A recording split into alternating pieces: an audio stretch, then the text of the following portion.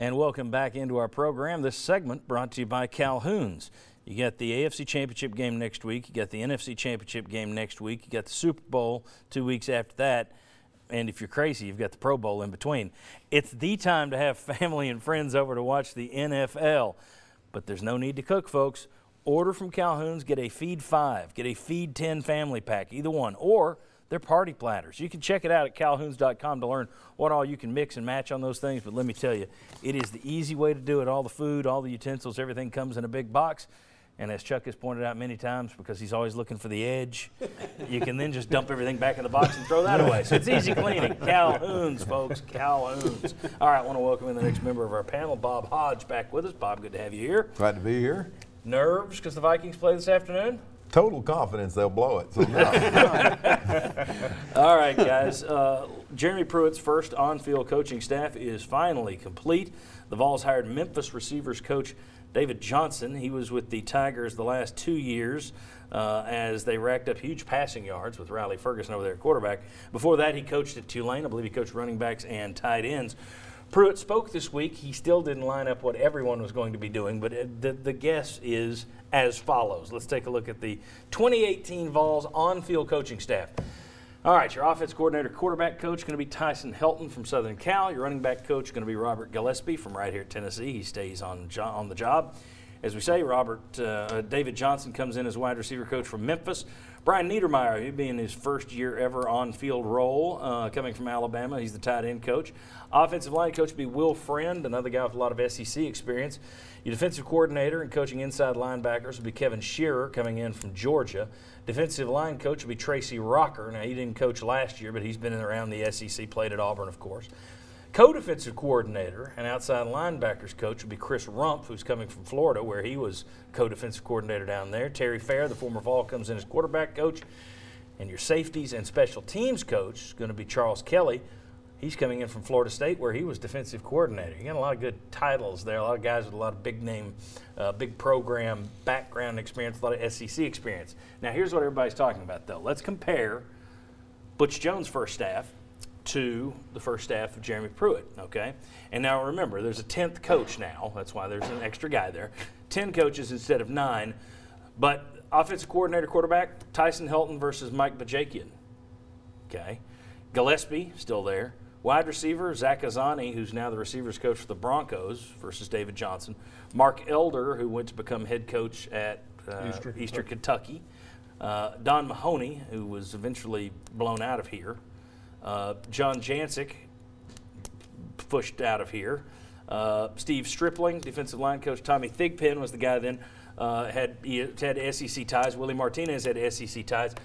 All right, here's the thing. Everyone is making fun of how much better this staff is than the 2013 staff was. You put it side by side, I think it's better. I like all the SEC ties. But in terms of just proven capacity and you know what's coming, I don't know that it's night and day difference, not to the point where it's a big joke that some people are making it out to be. I think what we do is we tend to look at things and say, oh, this new staff is better than the old staff, whatever the new staff is. I like the new staff, but am I crazy in thinking it's not night and day difference than Butch Jones' first staff? No, I don't think so. And if you look at Butch Jones' first staff, I think most people agree Steve Stripling was an outstanding coach. A lot of people really liked him on the defensive line. Gillespie proved himself. He's coming back, so that's a wash. And Thigpen and Martinez, I was kind of up and down on both of those guys a little bit. But I think one of the things a lot of people like the new staff for is something you said in the opening, the titles. They've got good titles coming with him, plus some of those names. Tracy Rocker, most people remember him playing down at Auburn, and Terry Fair, former Vol. So I think it is people are a little bit more familiar, and when you look at the titles, like, oh, we've got a former defensive coordinator here. A former defensive coordinator there. And so I think that makes it look more impressive. I mean, we'll find out. Recruiting, a big now that's where that's where you can draw a line, I think, because this staff should be able to recruit better than that first Butch Jones staff, because again, that's where you get into all those SEC ties that are already laid down and Southeastern ties from Florida State. I think recruiting is where you'd have an advantage. Josh, you cover recruiting. Well, and an interesting part about the recruiting side of it is I would agree. I think when I look at that staff, the first thing that stands out is they're going to go recruit really well. And we start to project toward 2019 already, and they're going to try to sign as many 4- and 5-star guys next year as they can. But year one for Butch Jones' first staff, they signed a top 5 class. That was the Derek Barnett, Jalen Hurd, Josh Malone class. So the results from that staff, they actually went out and did really well. So I would draw comparisons there from a recruiting standpoint. Somebody's got to want to argue with me. Well, no, it's not night and day better. It's not a slam dunk. I mean, you can see some names on the right side of that list that you know, that they did a good job. So, I mean, I do think it's better, and I do think a lot of it's going to come down to how well do they recruit. And you like the fact, I think you're going in with more of the coaches on this staff familiar with the SEC and what it takes to win at this level. Well, let's say the recruiting is equal. You know, because Butch Jones's bunch, they did some pretty good recruiting, but I think everybody comes back to the coaching wasn't up to snuff because they never seem to develop those players. So I think that's where the difference will be made. If these guys can out-recruit top 10 classes, more power to them, then we didn't get a whole lot out of those top 10 classes too. So I think that's a difference that not going to know for a couple of years. Mike. The SEC is the thing I see on all these guys, so they know that it just means more. Yeah, that's right. They can It's appreciate the it. SEC They line. can appreciate it down in their bones. But I think you tie it back to recruiting, and I think, Josh, we were talking before the segment, Steve Strickling, Jancic and Kevin Shearer were both former Georgia linebackers coaches. Yeah. So why is this one a guaranteed slam dunk as defensive coordinator and the other one wasn't?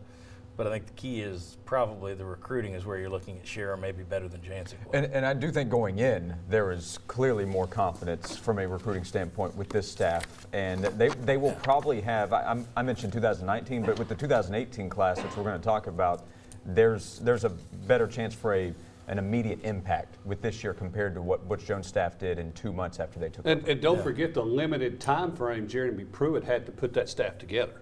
I mean, from when he got the job and I like the running. staff. I like the staff. It's just I put that down. I was going to compare the two, and I was going to be the one that was going to go, boy, look at the upgrades. But then when you look at it, it's like, well, he went here, he went there. This guy was kind of unproven like this guy was unproven. It surprised me that it wasn't the slam dunk difference that I think momentum would tell you it is. But I think we'll see how, obviously we'll find out how good of coaches they are, but also recruiting-wise, at the same time, you're right, Jones Group recruited pretty well. So we'll just have to wait and see. All right, when we come back, we've still got more recruiting to talk about. It's a big weekend for Tennessee this weekend. But basketball is next. Tennessee goes to visit Conzo Martin, one of the 18 former Vol coaches in the SEC. We'll talk about that. And also, Tennessee gave out a T-shirt yesterday to the students that had 10 former Vols on that. Who are the best guys not on the T-shirt in terms of Vol legends? Going back.